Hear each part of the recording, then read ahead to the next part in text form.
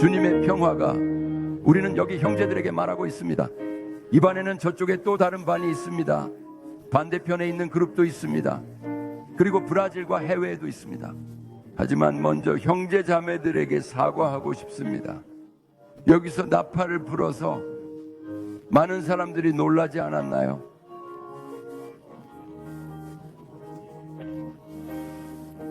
그러나 여러분이 듣고 있느니 나팔은 괜찮지만 여러분이 들어야 할 것이 있습니다. 그것은 영적 나팔입니다. 그래서 여기서 말하는 단어는 나팔에 관한 것입니다. 나팔은 구약 성경에서 수향의 뿔로 만든 엑소파라고 불리는 악기입니다.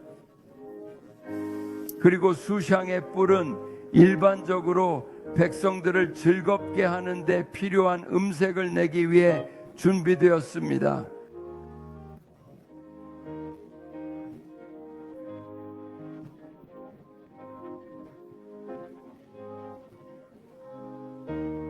였다. 그리고 그 사람들만이 반지를 알고 있는 사람들을 준비하는 모든 것, 주제가 왔을 때 신약 성경에, 구약 성경에도 같은 단어인 금속 나팔이 존재했지만 주된 나팔은 엑소파르였습니다.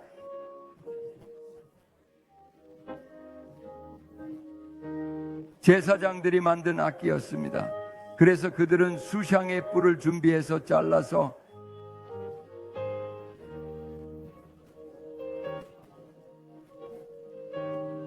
소리를 내어 다음과 같은 말을 전했습니다. 어린 양은 죽었지만 그러나 그는 살아있다. 그것은 영의 순결에 의한 것이었습니다. 그래서 하나님은 어린 양, 즉 예수님을 통해 영으로 인간에게 말씀하십니다. 그러니까 저기 계신 예수님, 나팔을 불고 계신 분은 영의 순결은 예수님이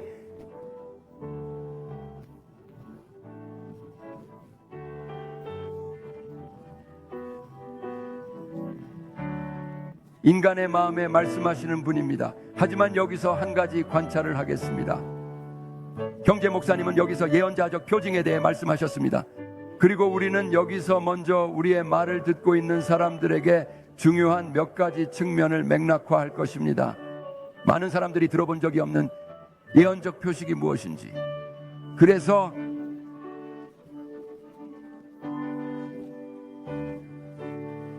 우리는 그 하나님을 보게 될 것입니다.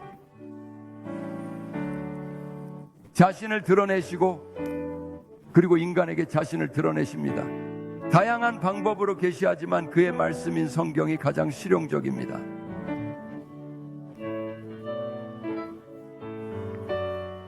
실용적인, 인간이 알 수 있는 가장 실용적입니다. 그래서 성경의 전체 이야기는 인간입니다. 인간과 하나님, 실수한 인간, 잘한 인간, 잘못한 인간, 용서받은 인간, 죄 많은 인간, 성경에는 모든 것이 다 있습니다. 그것은 사람입니다. 그래서 하나님은 어떤 방식이나 모양, 형태로든 부끄러워하지 않으십니다. 이상한 방법으로 인간을 배치하는 것에서 그의 결점, 결함, 그것은 성경에 있고 그것은 인간이 누구인지 보여줄 것입니다. 그것은 우리입니다. 그래서 신이 계시로 인간에게 말씀하실 때 예언된 것을 말하는 겁니다. 그래서 그것은 성경에 있고 예언된 것입니다. 그래서 성경은 구약과 신약이 있는 책입니다. 누가 성경을 썼을까요? 성령의 영감을 받은 사람이 쓴 책이니까 성령께서 계시해 주셔야만 알 수 있습니다. 성령이 계시하지 않으면 편지가 남는다는 것을 이해하세요. 성경은 문자는 죽이고 생명을 주는 것은 성령이라고 말합니다. 그래서 그 하나님이 자신을 드러내지 않는다면 자신을 드러내시는 하나님에 대한 당신의 의존입니다. 신이 무슨 의미가 있겠어요? 그렇지 않습니까? 우리는 여기에 있는 형제 자매 친구들에게 문제를 일으키지 않을 것입니다. 여기서 시간은 이해해야 할 문제입니다. 인간의 시간은 크로노스입니다. 시계입니다. 수세기, 수년, 삶, 일정, 시간, 주, 그래서 인간의 시간입니다. 하나님의 시간은 카이로스입니다. 우리의 시간을 표시하지 않습니다. 우리는 크로노스 시간으로 표시되지 않습니다. 기독교가 시작된 지 2000년이 지났으니까요. 기독교는 서기 333년에 시작됐으니까요. 내년 33살이 되면 2000년이 완성될 텐데 보세요. 신은 때를 따라 인간에게 말씀하십니다. 카이로스라고 하죠. 그리스어로 카이로스, 크로노스는 인간의 시간입니다. 그래서 그는 그 시간 안에 측정하고 말하고 원하는 것을 행합니다. 하지만 신은 카이로스라고 말하고 싶습니다. 그래서 예언자적 측면에 대한 우리의 큰 관심은 마라나타라는 이름을 가진 기관에 우리를 데려오셨을 때 우리가 살고 있는 순간을 항상 경청하고 알라는 사명을 주신 거죠. 그리고 우리가 살고 있는 순간을 알아야만 우리가 여기 있는 겁니다. 우리가 어떤 순간에 살고 있는지 알아야 합니다. 다른 트럼펫 이슈에서 이슈가 언급된 적이 있지 않습니까? 큰 어려움이 있는 세상, 계곡의 남자, 그렇지 않습니까? 결정의 골짜기에 있는 많은 사람들, 읽은 텍스트, 사람은 자신이 어느 방향으로 가고 있는지 모르고 계곡이 거기에 있다고 가정해 봅시다. 깊은 곳에서 빠져나오고 싶지만 하지만 포위됐어요. 모든 사람들이 둘러싸여 있고 저는 그 안으로 들어가지 않겠습니다. 모든 사람은 울타리가 있잖아요. 그렇죠? 울타리도 그렇지만 여기 봐요. 아주 중요해요. 알겠어요? 탈출구가 있다는 거죠. 그래서 인간은 결정할 가치가 없지만 주님의 이름을 부르는 사람은 구원을 얻습니다. 그래서 하나님의 자비의 의미에서 항상 하나님의 말씀이 있으며 그는 이스라엘과 이렇게 일하십니다. 내가 이스라엘을 사랑했지만 그들은 나를 버렸다고 말씀하십니다. 내가 그들에게 생명수를 줬지만 하지만 그들은 그것을 원하지 않았고 스스로 물통을 팠습니다. 하지만 한 가지 관찰할 점은 이스라엘에 대해 이야기할 때 이스라엘에 대해 나쁘게 이야기하지만 이스라엘보다 더 나쁜 것은 기독교입니다. 이스라엘에는 축복, 즉 성령 세례가 없었기 때문에 성령의 부으심이 없었습니다. 그리고 교회는 오순절에 성령이 부어졌습니다. 율법으로 사는 것이 아니라 성령으로 산다는 것을 보여주기 위해서였습니다. 그래서 그것은 아닙니다. 단순한 인간 구조가 아닙니다. 인간의 구조지만 하지만 머리가 있어야 합니다. 누가 신성한가요? 주 예수님은 누구이신가요? 누가 행동합니까? 자신의 영으로 가자. 그래서 오늘 우리는 여기에 한마디가 있습니다. 반역하는 세상입니다. 그러면 반역이라고 말할 것입니다. 하박국 선지자는 700년 전에 예수님보다 구약 성경에 가면 하박국 선지자가 보여줄 거야. 인간의 세 가지 큰 반란을, 주요 반역들을요. 예를 들어 하박국 2장 7절을 보겠습니다. 가족입니다. 하박국의 환상에서 저는 고통에 빠진 가정을 봅니다. 그는 우리 시대에 대해 이야기하고 있습니다. 가정은 고통에 처해 있습니다. 자녀들, 결혼, 모든 사람이 작은 문제를 가지고 있기 때문에 우리는 그것을 다룰 필요가 없습니다. 그러니까 작은 문제는 때로는 작은 문제보다 더 큰 문제가 되기도 하죠. 그렇죠? 하지만 여기 보세요. 누구나 가족이 있어요. 그래서 그는 이렇게 말합니다. 가정에 문제가 있다고. 그리고 예수님은 이렇게 말씀하십니다. 그 당시에는 아버지와 아들이 아버지를 대적하고 시어머니와 며느리, 시어머니는 문제가 되지 않습니다. 지금은 아닙니다. 예수님도 이미 말씀하셨습니다. 하지만 그건 우리의 주제가 아니니까요.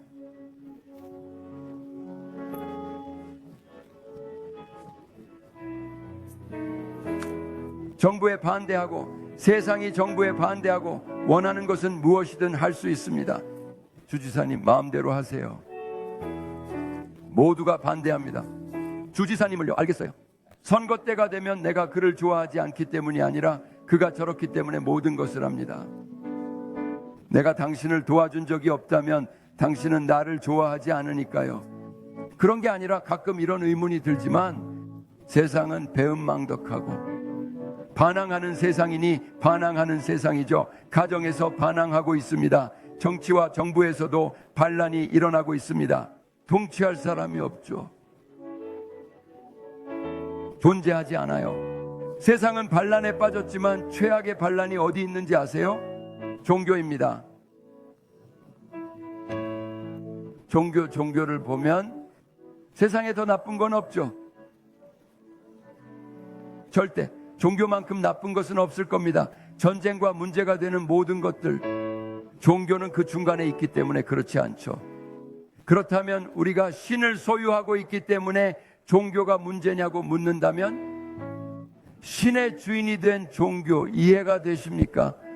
내가 하나님을 내 종교라고 생각하면 그분에 대해 나쁘게 말하는 것 외에는 그분 종교 자체에 대해 할 말이 없습니다. 나는 합당하지 않게 행동하고 모두가 나 때문에 신에게 화를 냅니다. 그래서 종교는 오늘날 사람들이 하나님을 미워하는 원인입니다. 우리는 당신에게 보여줄 것입니다. 우리가 보고 있는 분열을 보여드리겠습니다. 다른 종교에 대해서는 이야기하지 않겠습니다. 저는 여기 기독교인입니다. 저는 여기서 기독교라는 이름 아래 존재하는 이 복잡한 문제에 대해 이야기하겠습니다. 기독교가 존재하나요? 기독교의 일부에는 성경과 관련이 없는 것도 있습니다. 다른 것은 아무것도 없고 헌신도 없습니다. 하지만 기독교니까 괜찮아요. 우리는 고칠 것이 없습니다. 복음은 다릅니다. 복음은 예수님으로부터 온 것입니다. 그리고 예수님과 함께 하시는 분은 성령이시며 복음을 주관하시는 분은 성령이십니다. 사람이 아닙니다. 따라서 그분이 사람이 아니라고 말씀하실 때 놀라지 마세요. 저는 어떤 지도자를 나쁘게 말하는 것이 아니며 우리가 그것에 대해 걱정하는 것도 아닙니다. 오늘 우리의 관심사는 우리가 살고 있는 예언의 순간을 말하는 것입니다. 그리고 우리는 어떻게 할 것인가? 질문이 있습니다. 어떤 모습일까요? 누가 우리를 구하러 올 것인가? 마지막으로 한 가지 질문은 지도자들에 대한 질문입니다. 우리의 리더보다 더 나쁜 것은 없습니다. 그런 적은 없었습니다. 여기 있는 것은 우리의 지도자가 아닙니다. 우리가 함께 살고 있는 전 세계를 좌지우지하는 지도자들이죠. 그리고 그들은 히틀러처럼 사람들을 학살하지 않습니다. 히틀러의 경우처럼 말입니다. 무솔리니, 카다피, 그리고 다른 사람들처럼요. 그 이유를 아시나요? 그들은 자신이 죽을 것이라는 사실을 잊어버리기 때문입니다. 무엇이 위대한 반란을 일으켰나요? 신이 인간을 창조할 때 뱀이 내 말을 들어보라고 했어. 이브 너. 신이 당신을 속이고 있다고요? 왜냐하면 당신이 그분께 불순종하면 당신은 선과 악에 대해 알게 되고 다른 것도 알게 될 거야. 당신은 하나님과 동등하게 될 것이고 죽지 않을 것입니다. 그것이 바로 그분이 위대한 지도자들에게 심어주신 거짓말입니다. 그리고 저는 여기서 우리 형제들과 친구들에게 그것을 보여줄 것입니다. 여기서 우리가 할 수 있는지 봅시다. 그래서 신에 대한 영구적 인반역이 있고 그것이 전 세계이고 종교로 가득 차 있지만 갑자기 돌아서면 그게 다입니다. 더 이상 아무것도 원하지 않아요. 더 이상 신을 원하지 않아요. 문제를 해결해야 합니다. 그리고 그것은 인간입니다. 그것은 철학적입니다. 칸트도 그랬고 거기서 죽은 다른 사람도 그랬고 니체요, 당신이 말한 친구요. 그래서 10년 동안 정신병원에서 죽기 전에 모든 사람에게 규범을 제시했죠. 신은 존재하지 않고 인본주의라고요. 그게 철학이 가르치는 거잖아요. 안 그래요? 우린 철학을 반대하는 게 아니야. 철학은 과학이고 우리는 과학을 존중할 거고 그걸 좋아합니다. 철학은 매력적입니다. 하지만 초월하지는 않죠. 종교는 철학을 가져다가 중간에 던져버렸죠. 그것 철학적 신앙을 정당화하기 위해 철학을 끌어들인 거죠. 칸트, 리세, 키에르케고르, 틸만, 브루너, 슐츠의 것이죠. 그래서 일련의 신학자들, 그리고 너무 강해서 어떤 신학자는 신은 죽었다고 책을 쓰기도 했죠. 이런 종교의 상황을 이해할 수 있을까요? 종교는 반란을 일으키고 있고 인간은 반란을 일으키고 있으며 저는 여기로 갈 것입니다. 잠시 후 언론이 말하는 것은 모두 거기에 있고 이것에 대한 책임이 있습니다. 그리고 나는 오늘 여기 있는 것과 아무 관련이 없지만 그들은 내 친구이기 때문에 여기에서 모든 비난을 그들에게 돌릴 것입니다. 하지만 우린 잘 지내요. 언론은 필요해요.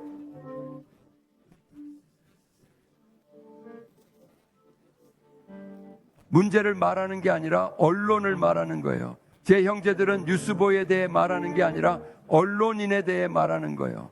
그래서 저에게는 뉴스보이와 언론인 사이에는 큰 차이가 있습니다. 언론은 언론이지만 여기에는 그런 게 없어요. 다행히도 그들은 이곳에 와서 열린 마음을 가지고 있고 우리는 그들이 말하는 것을 믿고 있습니다.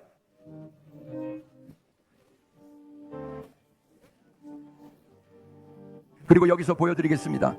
여기 계신 모든 분들께 언론에서 말하는 것을 읽기 전에 여기 브라질뿐만 아니라 전 세계적으로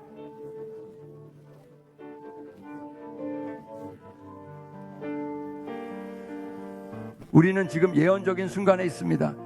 이미 단일 정부에 대한 예언이 있습니다.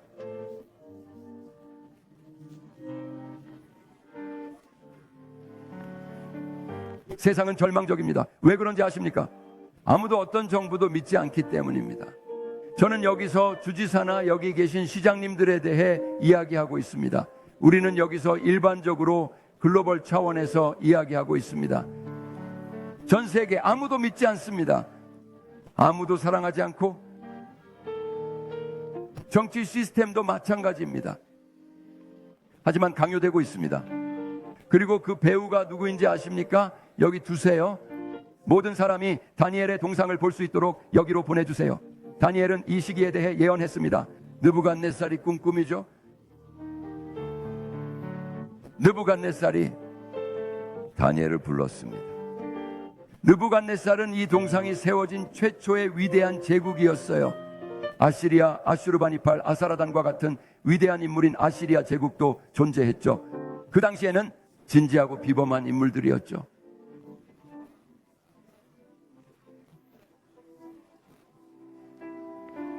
하지만 그 시간은 계산되지 않았고 당신이 세기 시작했죠. 사람이 무엇인지 그리고 정부에 무엇이 있는지 보여주겠다고 하셨죠.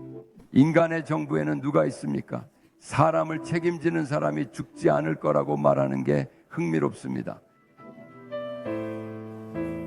하지만 그는 정권이 아니라 사람이 죽기를 원합니다. 정권이 유지되고 있을까요? 정권의 주인은 계속 바뀌고 사람을 인질로 잡고 인질로 삼고 권력을 채우죠. 여기서 저는 권력자, 권력을 원하는 사람들에 대해 말하는 것이 아닙니다. 인간을 말하는 겁니다. 우리 모두는 조금 더 많거나 적지만 모두 같은 것이고 같은 덩어리이고 지배하려는 욕망입니다. 하지만 지배하려는 인간의 욕망은 동상 뒤에 누가 있느냐에 따라 달라집니다. 다니엘의 동상에는 느부갓네살이라고 적혀 있습니다. 최초의 위대한 제국이었던 느부갓네살, 아무도 당신보다 우월한 사람은 없습니다. 그래서 동상에는 금으로 된 머리가 있습니다. 하지만 느부갓네살은 정원을 가꾸며 최고의 행복을 누리고 있었어요. 백성들은 페르시아 훈장 다리우스를 보았습니다. 동상의 주인인 다리우스가 직접 가서 나부코를 무너뜨리고 그는 그곳에 가서 세상을 배웠고 그때부터 많은 것을 배웠습니다. 행정이 무엇인지, 아름다움을 소중히 여기는 법을 배웠죠. 다른 하나는 전쟁을 하는 법을 배웠고 세 번째는 미친놈이 왔어요. 알렉산더는 12살의 황제가 됐어요. 12살의 황제가 됐죠. 12살의 황제였어요. 뭔지는 모르겠지만요.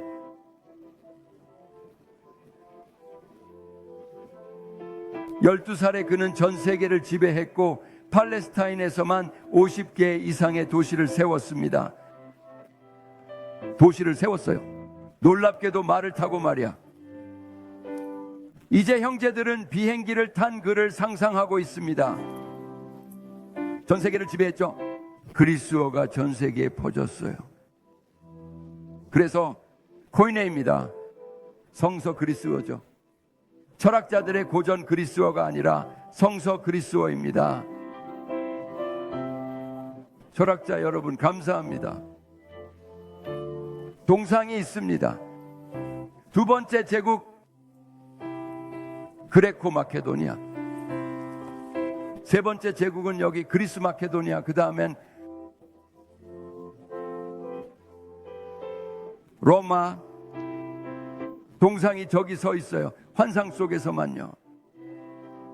잘 만들어진 남자 조각상인데 문제는 발이죠. 진흙과 철이 섞인. 서양은 결코 동양과 하나가 될 수 없습니다. 정치, 세계는 분열되어 있고 진흙과 철은 끝났어요. 그래서 진흙을 선호하는 사람들은, 의지하는 사람들은 무엇에 가진 사람들, 철, 그들은 땅에 있고 그 다음 조금 오는 땅에 떨어지고, 그리고 환상 속에서 손 없이 돌을 던지는데 그것은 동상을 치고 동상을 쓰러뜨리는 거예요. 정부를 신뢰하는 사람들, 인간의 리더십을 신뢰하는 사람들입니다. 위대한 지도자가 있습니다. 위대한 지도자들이 있죠. 예를 들어 러시아의 푸틴 대통령을 예로 들 수 있죠. 그의 이름도 언급할게요. 푸틴, 그는 모든 어려움을 겪고 있지만 그는 그것을 하고 싶어 하고 뒷마당을 넓히고 싶어 합니다. 하지만 그는 훌륭한 지도자입니다. 서방이 있는데 서방의 지도자들은 어디에 있습니까?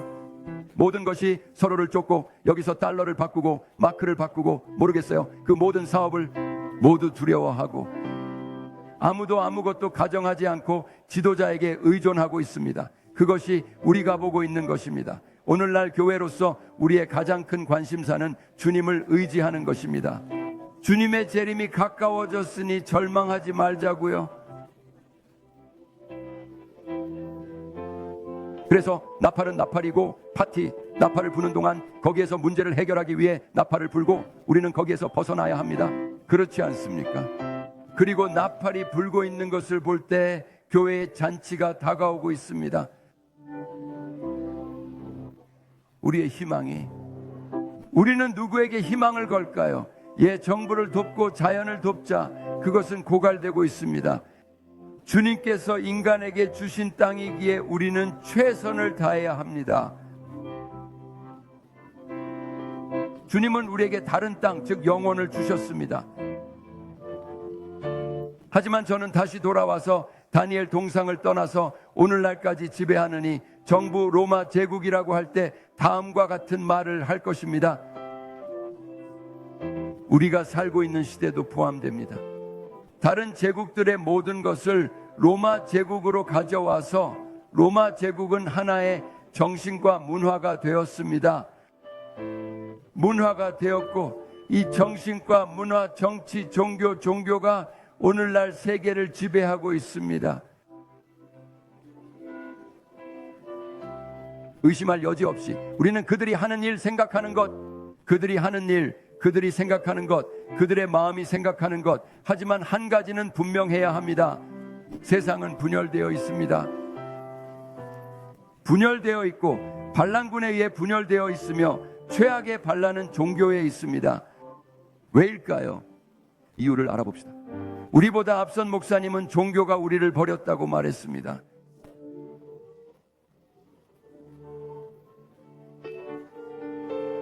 교회를 영적으로 다스리기 위해 성령을 부어주셨던 오순절, 성령을 원하지 않습니다. 정부가 운영할 것입니다. 그것은 작동하고 있습니다. 그렇지 않아요. 왜 그런지 아세요? 교회는 문을 닫고 파티 장소인 루피, 나르가 되고 있습니다. 사람들은 시대를 버렸습니다. 잠시만요. 제가 여기서 보여드릴게요. 신문들이 말하는 것을, 거기 기자들, 당신들은 그들을 비난할 겁니다. 그러니 잘 보세요. 동상 뒤에 있는 권력은 차례가 왔어요. 기다리고 있어요. 종교도 지배하고 있고 정신도 지배하고 있기 때문입니다. 오늘날 세상은 왼쪽에 있든 오른쪽에 있든 그것은 우리에게 중요하지 않다고 말합니다. 교회는 신실하며 하나님의 뜻이 있는 곳이면 어디든 있습니다. 때가 기다리고 있습니다. 성경 말씀에 따르면 이런 일이 일어났을 때 위를 보라, 당신의 구원이 가까이 왔으니까요. 상황이 어렵습니다.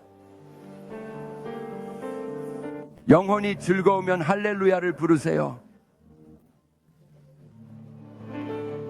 만약 문제가 주위에 있으면 할렐루야를 부르세요.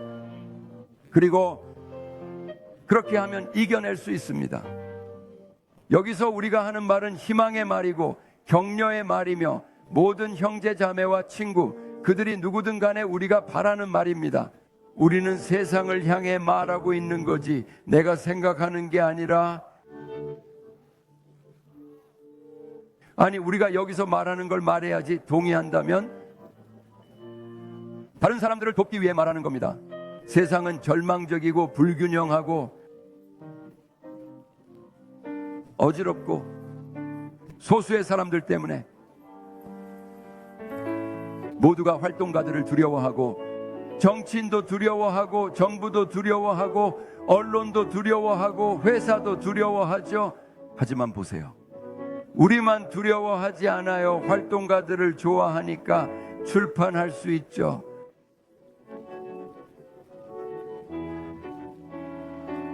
특종을 얻는 건 활동가들이니까요. 아시다시피 그게 세상의 상황입니다. 어디로 튈지 모르는 상황입니다. 제가 오늘 여러분께 보여드리고 싶은 건 주제에 대해 이야기하기 전에 짧게 말씀드리죠. 오늘 읽게 될 시편에 대해 말씀드리고 싶습니다. 본문에 들어가진 않았지만, 하지만 점심도 있고 장담하는데 사람들이 실망하고 떠나지 않을 것입니다. 그럼 내가 착각하지 않았다면 이미 끝난 거죠? 아니, 하지만 우린 여기서 형제들을 공격하지 않을 테니 가자. 동상에 있는 힘은 성경에 묘사된 것과 같으니 제국들의 목적을 달성해야 하기 때문이죠. 그게 뭔데? 그것은 인간 정부에 대한 마지막 심판이 될 열방의 지배입니다. 두 번째는 육체에 관한 것으로 지금부터 이야기하겠습니다. 두 번째 마지막 심판은 인간 정부에 대한 심판입니다. 천년 왕국을 세우실 분은 예수님이시기 때문입니다. 그리고 그는 참석할 것입니다. 그의 어려움에 처한 사람, 인간은 어떤 정부도 받아들이지 않기 때문입니다. 아무것도, 그는 자신이 원하는 것은 무엇이든 할 수 있으며 어떤 정부도 받아들이지 않습니다. 지나가면서 물론 우리가 말하는 것은 특정 장소가 존재하지 않습니까? 차이가 있죠. 하지만 세상과의 관계에서 보면 그게 바로 현실입니다. 두 번째 측면으로 넘어가 보겠습니다. 종교적, 그리고 우리 시대의 정치적, 사회적 측면입니다. 자, 성경으로 가보겠습니다. 우리가 여기서 무언가를 만들어내는 것이 아닙니다. 요한계시록은 교회의 7시대를 역사적, 예언적으로 묘사하고 있습니다. 초대 교회였던 에베소에서 시작하여 16세기에 종교개혁이 일어났던 시기까지 모든 것이 예언적인 프로젝트입니다. 역사적이고 예언적인 프로젝트입니다. 마지막 교회가 무엇인지 아십니까? 교회가 무엇인지, 우리가 속한 시대가 무엇인지 아십니까? 마지막 교회입니다. 정치적, 사회적, 그리고 예언자예요. 라오디게아라는 단어는 그리스어로 사람을 뜻하는 라오스와 정의를 뜻하는 이카이오스에서 유래했습니다. 정의를 뜻하는 이카이오스입니다. 그래서 오늘날의 세상은 사람들의 정의의 세상, 즉 사람들이 정의를 행하는 세상입니다. 정의를 실현하는 사람이 모든 것을 바꿉니다. 법이 아니라 not. 법이 아니라, 카메라가 아니라 바로 사람들입니다. 그리고 이 사람들 중에는 미친 사람들도 있습니다. 미친 사람들이 여기서 소리를 지르죠. 다른 사람들은 모두 조용히 있습니다. 잠시 후 모두가 미친 사람들의 의견에 동의합니다. 네, 맞아요. 맞는 것 같아요. 그는 그것을 반복하고 그는 그것을 계속 반복하고 그것이 미친 사람들의 목적입니다. 그리고 그들은 어디에나 있습니다. 우리 주변에도 있죠. 모든 가정에 미친 사람이 한 명씩은 있죠. 그러면 그 사람은 당신이 미친 사람이기 때문에 우리 가족은 그렇지 않다고 말합니다. 그래서 저는 여기서 봅니다. 항상 한 명은 있죠. 모두가 알고 있죠. 그런데 형제 여러분, 여기 있습니다. 첫 번째는 정치적 측면입니다. 라오스. 그래서 노동권이 왔죠. 저는 여기 브라질을 위해, 전 세계를 위해 게툴리오 바르가스에게 갔기 때문에 노동주의가 왔습니다. 아주 좋은 정치적 권리입니다. 하지만 그건 발견이었어요. 그렇지 않나요? 하지만 오늘날에는 일반적인 권리만이 아닙니다. 일반적인 권리는 여기서는 한 작은 집단이, 여기서는 다른 집단이 다른 집단에게 강요하는 권리입니다. 행동주의이기 때문이죠. 그렇죠? 활동가들을 반대하는 것이 아니라 우리에게 불리한 것, 우리가 지지하는 것에 반대하는 것이죠. 그게 전부입니다. 그들이 행동하는 방식, 그들이 하는 방식이 옳은 일입니다. 그것은 활동주의의 일부입니다. 우리는 활동가들과 함께 행복합니다. 그리고 있는 그대로의 세상이 행복합니다. 그 이유를 아시나요? 그들이 필요한 말을 하고 있기 때문이죠. 세상이 정말 미쳤다는 것을 보여주기 때문입니다. 여러분은 변화를 만들어냈고 그렇지 않으면 그렇지 않을 겁니다. 사실 이봐요. 종교적인 측면에서 어떤 어려움이 종말이 나타나고 있지 않나요? 지금 교회가 나쁜 신자들에 대해 나쁜 말을 하고 있지 않습니까? 그들 중 일부는 여기 있습니다. 아마도 저도 그렇지만 제가 말씀드리겠습니다. 부유하고 풍요롭고, 라오디게아 책에 나와 있잖아요. 라오디게아서에 있잖아요.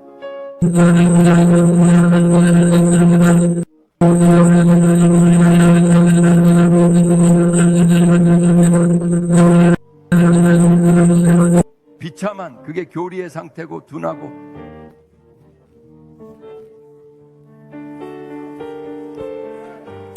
비참하죠? 그것은 의사의 상황이고 그의 교리는 아무 말도 하지 않고 누구에게도 할 말이 없으며 말도 안 되고 어리석은 일이며 그에게 일을 하라고 말하는 것입니다. 하지만 그는 스스로 하지 않습니다. 불쌍한 장님은 선지자, 그는 거기에 있습니다. 녹색 벌거벗은 채로. 복음주의자는 누구의 삶도 바꾸지 못합니다. 기독교는 누구의 삶도 바꾸지 못합니다. 이제 여기서 반쯤 사과합시다. 다른 종교 단체를 예로 들면 도덕적으로 강요하는 것은 우리에게 맞지 않습니다. 여자를 입히고 부르카를 쓰고 두 눈만 내밀고, 여기서부터 99%가 사라진 것 같아요.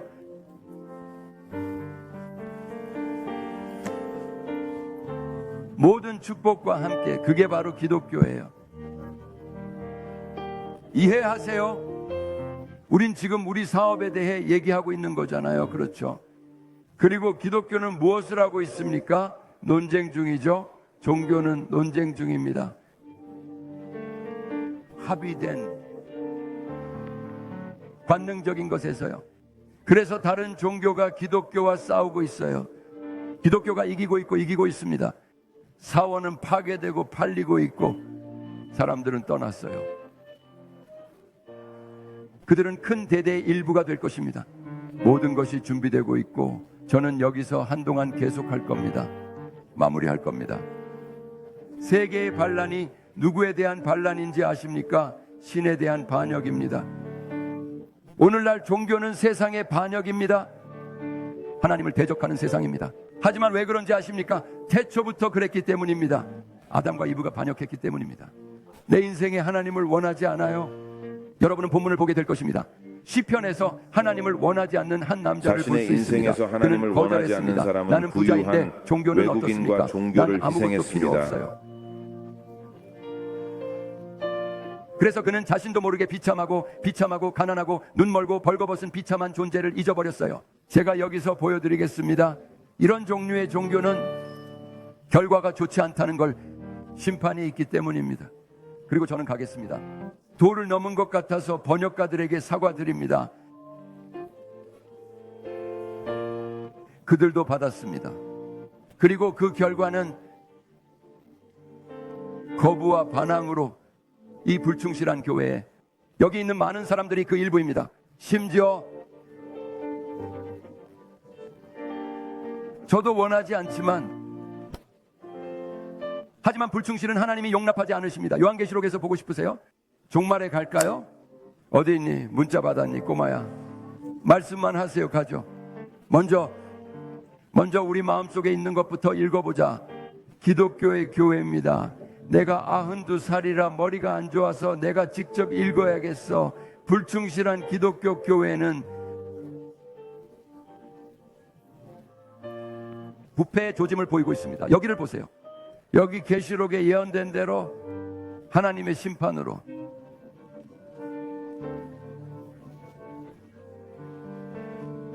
신이 이 종교를 거부하는 것과 마찬가지로 이 종교가 인간에게 받고 있는 것과 같은 거부감입니다.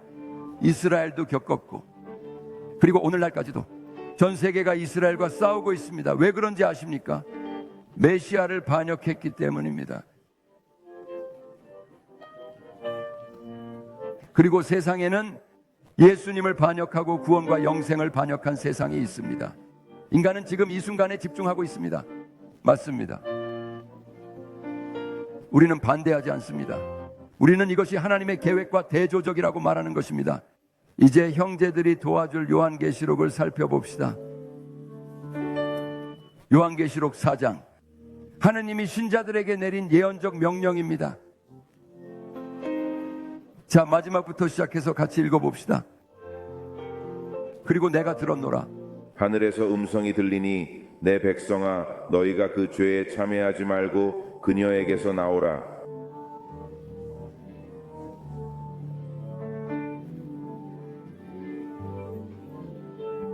우리가 읽고 있는 것을 물질은 사라질 것입니다. 그리고 투쟁은 도처에 있습니다. 모든 종교는 물질을 잃지 않기 위해 모든 종교는 물질을 잃을 것입니다.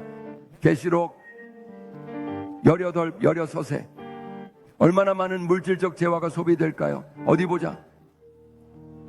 저와 함께 읽을 수 있습니다. 그리고 말하길 화가 그 큰 도시에 고운 옷으로 그녀는 옷을 입고 그녀가 거룩하다고 말하기 위해 성령이 있다고 말하기 위해 옷을 입었습니다. 그것은 단지 옷일 뿐입니다. 그녀는 옷을 입었습니다. 여기 교회는 하나님처럼 보이고 거룩해 보이고 성령처럼 보이는 옷을 입었습니다. 하지만 여기 계속 읽으세요. 죄송합니다. 보라색, 주홍색. 보라색은 하나님의 왕족을 상징합니다. 주홍은 예수님이 흘리신 피를 말합니다. 이 교회는 그분께는 불충실합니다. 여길 봐요. 진실해야 하는데 하지만 그 결과를 보세요. 당신은 읽을 수 있습니다. 금과 보석과 진주로 치장했지만 1시간 만에 황폐해졌어요. 진주가 구원을 주지만 구세주는 오직 한 분뿐입니다. 재물은 파괴될 것입니다. 이미 시작됐어요. 여기 신전을 돌로 부수고 저기 신전을 돌로 부수죠. 내가 여기서 배상금을 지불하겠소. 다른 하나는 저기서 지불하겠소. 이건 여기서 낼게요. 그러나 영생을 위해 물질에 대한 확신을 가진 사람은 여기 보세요. 작은 집이 있다면 다른 집을 사십시오. 정부가 거기서 많은 제안을 하고 있습니다. 할 수 있는 모든 것을 하세요. 새 차, 전기 자동차 좋습니다. 둘, 셋, 그것은 차이가 없습니다. 문제는 여기 적혀 있듯이 재산이 늘어나면 마음을 쏟으라는 거야. 마음을 쏟지 않아도 괜찮습니다. 하지만 우리는 영생이 필요합니다. 왜냐하면 이것은 끝날 것이기 때문입니다. 그리고 하나님의 관심사는 그분의 일이 성령의 일임을 보여주고 종교에 대한 대립을 일으키지 않는 것입니다. 그래서 주님의 이름이 사람들 사이에서 모독당하는 것입니다. 그 이유를 아십니까? 나약한 종교, 연약한 기독교가 있기 때문입니다. 더 이상 메시지가 없는 기독교, 할 말이 없는 기독교, 영혼을 먹이지 않는 기독교, 지도자들만 먹여 살리는 기독교입니다. 그리고 지도자라고 해도 일반화할 수 없습니다. 그것은 그것으로 생계를 유지하려는 사람들입니다. 내 사랑 또 시작입니다. 이 종교는 하나님에 대한 반역이고 세상은 종교 때문에 하나님에 대한 반역입니다. 종교의 주인은 자기 자신이라고 말하기 때문입니다. 하지만 실수를 하면 신에게 책임을 돌립니다. 그게 큰 문제입니다. 우리는 이것으로 자신을 속일 수 없습니다. 자연스러운 것은 무엇인가요? 날 따라와요. 17과 13입니다. 여기 나와 함께 읽고 같은 의도를 가지고 있느니 세상과의 연합은 그들의 힘과 권위를 짐승에게 전달했습니다. 1분 30초 아니면 15분. 여기 넷으로 가자. 주님, 분쟁이 있습니다. 읽어볼까요? 호세아 4장 1장. 나와 함께 주님의 말씀은 이스라엘의 자녀들아 너희에게 주님 땅의 주민들과 다툼이 있습니다. 땅에는 진리도 존엄성도 하나님에 대한 지식도 없기 때문입니다. 우리 책임이 있습니다. 이 땅에 하나님에 대한 지식, 종교, 신에 대한 지식이 아니라 그 지식에 관심이 있습니다. 모든 좋은 종교는 세계 최고입니다. 말도 안 돼. 어리석은 짓이야. 어서 마지막 부분으로 넘어가죠. 그리고 더 기본적인 부분이 있습니다. 계시록 11장 15장 가자. 그리고 연주합니다. 일곱째 천사가 나팔을 부니 하늘에 큰 음성들이 나서 가로되 세상 나라가 우리 주와 그의 그리스도의 나라가 되었고 그가 세세토록 왕 노릇하시리라.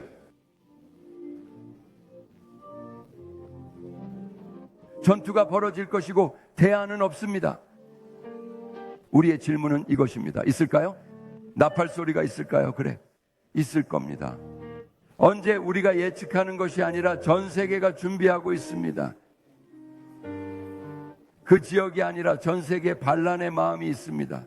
페르시아의 그 지역 근처에 있는 그룹뿐만 아니라 예언적으로 곡, 마곡, 메젝, 투발스,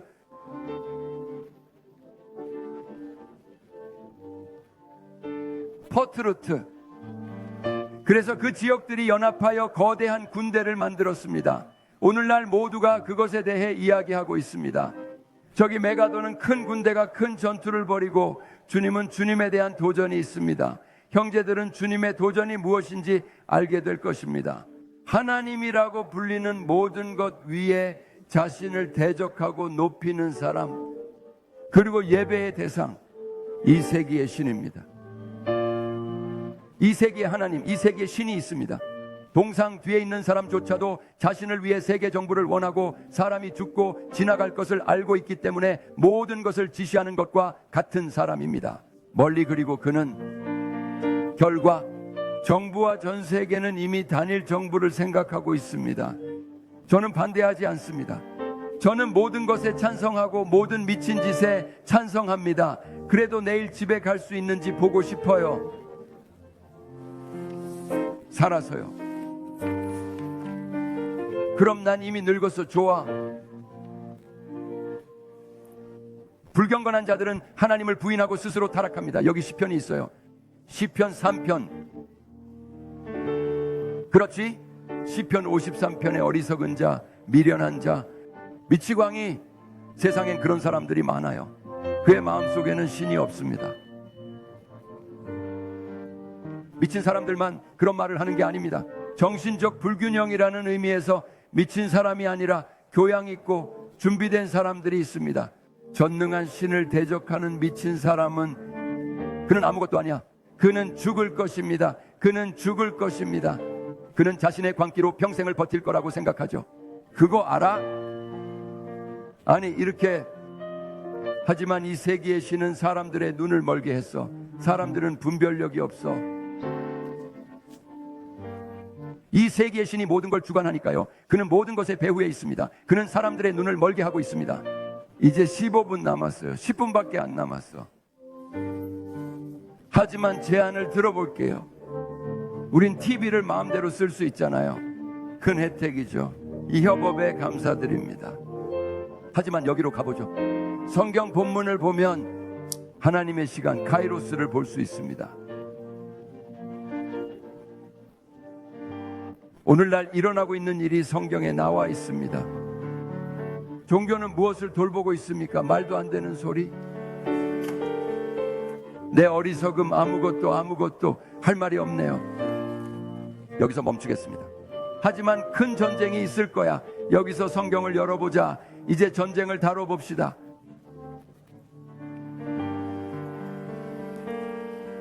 스가랴 2장입니다. 읽어볼까요? 내가 모든 민족을 모으리라. 내가 모든 민족을 모아 예루살렘과 싸우게 하리라. 주님께서 뜻하시는 일입니다. 우리는 예루살렘을 지키지도 않고 예루살렘을 반대하지도 않을 것이며 예루살렘을 찬성하는 자들에게 유리하지도 않을 것입니다. 예루살렘은 그분의 것입니다. 세상이 그곳으로 가고 있고 모든 것이 그쪽으로 향하고 있기 때문입니다. 예루살렘입니다. 그럼 예루살렘에 뭐가 있냐고 묻는 건가요? 아니요. 뉴욕, 워싱턴, 브라질리아, 카라시카 같은 곳이죠. 아니, 예루살렘이야, 마이어. 아니, 예루살렘, 이건 그리스도의 프로젝트야. 아니, 그분의 예루살렘이죠. 천년 정부에서 그분은 앉으실 겁니다. 성경적이에요. 예언적이에요. 그분은 메시아이시기 때문에 예루살렘의 왕좌에 앉으실 것입니다.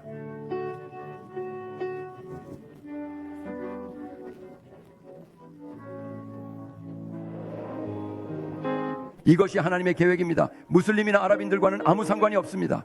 우리가 존중하는 사람들은 그리고 그들은 이해할 것입니다. 그것이 좋은 것이든 나쁜 것이든 그들은 전 세계처럼 이해할 것입니다. 그래서 세상은 분열되어 있습니다. 분열되어 있죠. 방법이 없어요. 여기 모든 사람의 머릿속에 있습니다. 여기서 싸우는 교회 사례가 있었습니다. 좌파를 선택하든 우파를 선택하든요. 나쁜 일이죠. 문제가 어디에 있는지 아무도 모릅니다.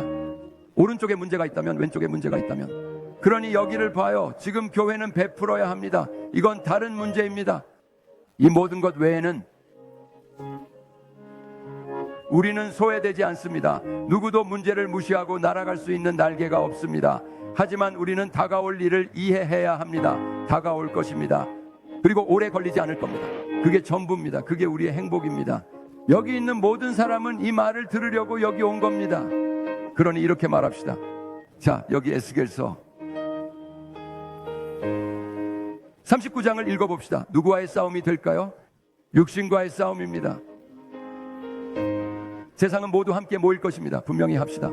여기서 육체는 가치가 없습니다. 읽어볼래요? 이즈키엘 읽어도 돼요. 에스겔 몇 년 전에 그리스도가 예언하기 몇 년 전에 여기 교회에 대한 계시록에도 있습니다. 에스겔이 뭐라고 했죠? 어디였죠? 육체의 타락 어디가 될까요? 394장 이스라엘의 산들에서 이스라엘은 멸망할 것이다. 그리고 너와 모든 당신의 군대와 그리고 당신과 함께하는 사람들 그리고 맹금류와 모든 날개의 새들과 들짐승도 내가 너희에게 먹이로 주리라. 이것은 하나님의 예수님의 연회입니다. 이것은 교회의 휴거입니다. 아니면 하나님의 것이 아닙니다. 육체에 대한 심판입니다. 육신은 쓸모없다는 것을 보여주실 것입니다. 내 육신이 두렵다는 게 유감입니다. 하지만 저는 어떻게 해야 하나요? 스가랴 14장 12절입니다. 어서 읽어보자. 그날에 그가 군대를 칠 전염병. 형제 여러분 흥미롭습니까? 알고 있습니까? 흥미롭습니까? 관심이 없다면 손을 들면 계속 읽겠습니다. 없나? 다들 궁금하지? 그럼 스가랴 14장 12절을 읽어볼까요? 읽어봅시다. 은행 주께서 예루살렘에 대항하여 전쟁을 일으킨 모든 민족에게 재앙을 내리실 것이다. 그들의 살은 서 있는 동안에 삼켜질 것이며 그들의 눈은 눈구멍에서 썩을 것이며 그들의 혀는 입에서 썩을 것이다. 3조.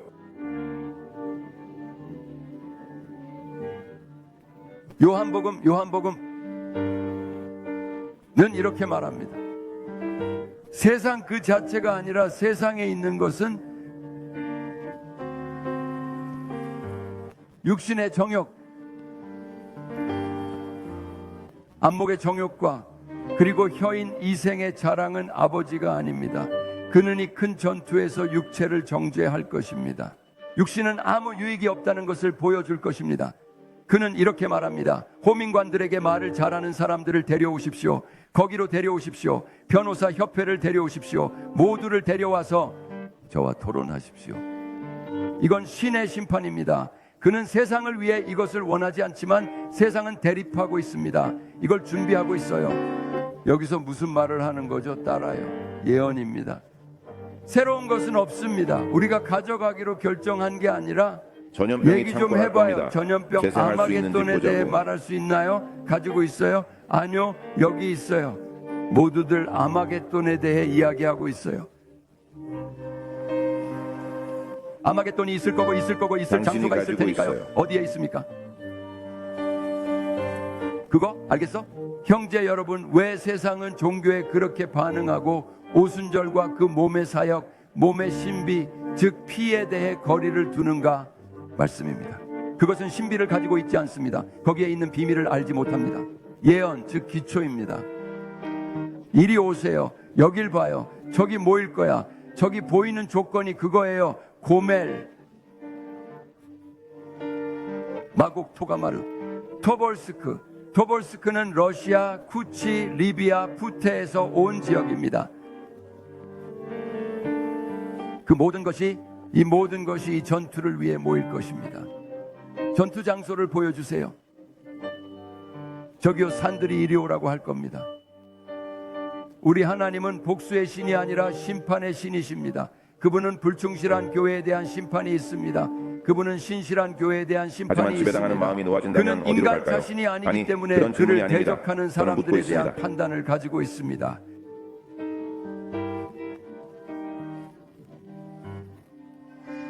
그게 어디 있죠? 아니, 그걸 묻는 게 아니야. 이리 오라는 거지. 아직도 찾고 있어요.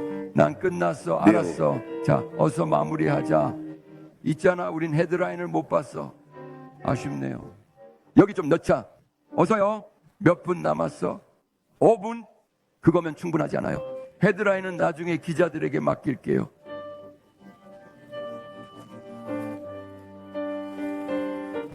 이분 30초 남았으니 더는 설교하기 싫어요. 알았죠? 상황이 나빠졌죠? 내 말 맞지? 여기 봐요.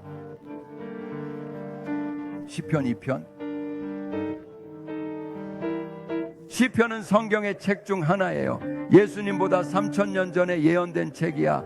무슨 내용인지 알아요? 읽어봅시다. 시편으로 가자. 바로 오늘이 그 순간입니다. 질문입니다. 질문으로 갑시다. 시편의 질문입니다. 왜 여기서 멈출 수 있습니다? 사람들이 왜 폭동을 일으키나요? 세상은 반란을 일으킵니다. 폭동이라는 단어는 히브리어입니다. 그 어원은 하가즈야. 성난 군중을 뜻하지. 악인들이 의로운 자들을 상대로 음모를 꾸미는 행위. 전투 준비 완료. 전투의 양쪽을 준비합니다. 시편과 시편 봐요. 그런 거죠.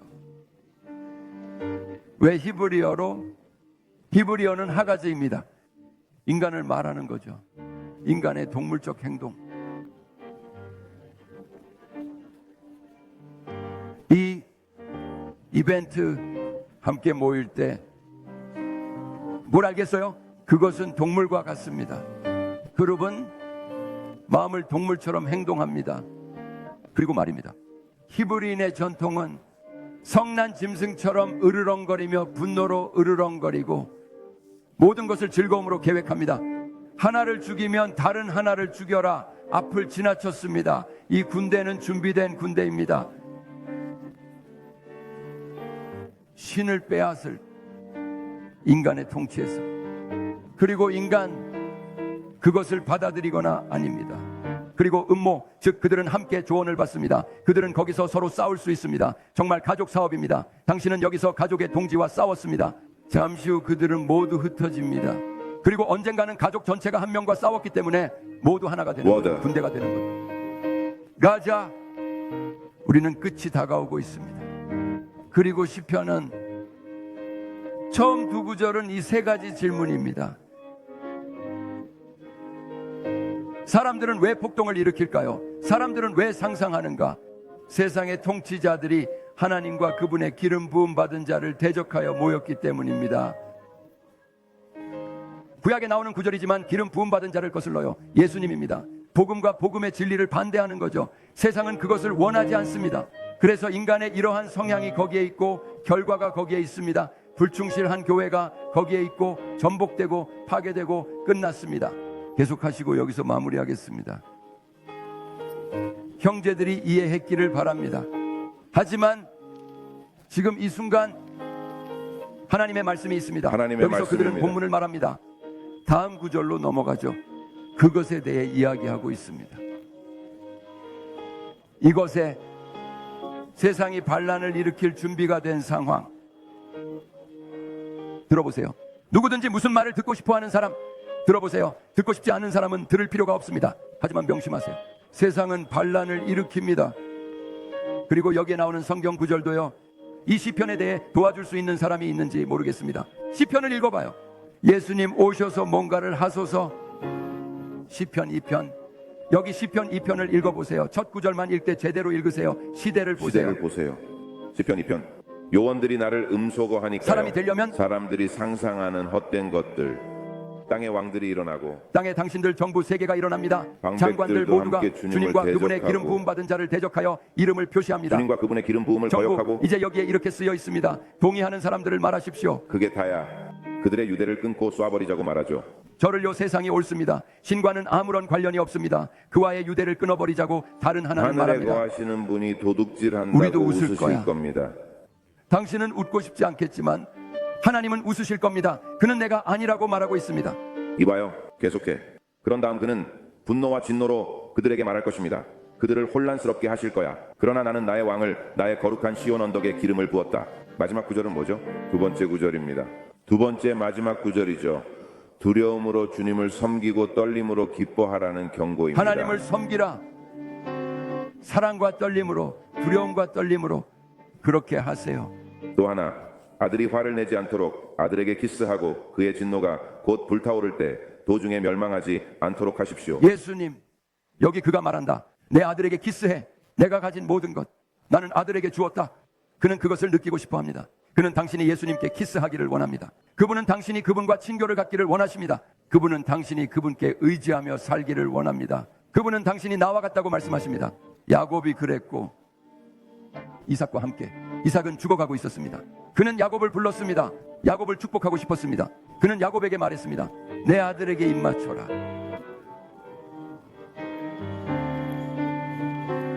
그리고 그는 말합니다. 주께서 축복하신 아들. 그 남자, 예수님께 키스할 사람은 성령의 냄새가 나야 합니다. 그의 마음속에 성령의 기쁨이 없다면 그 냄새, 친교의 향기. 여러분 모두에게 신의 축복이 있기를. 세상은 반역하고 있습니다. 우리는 주님의 평화가 아닙니다.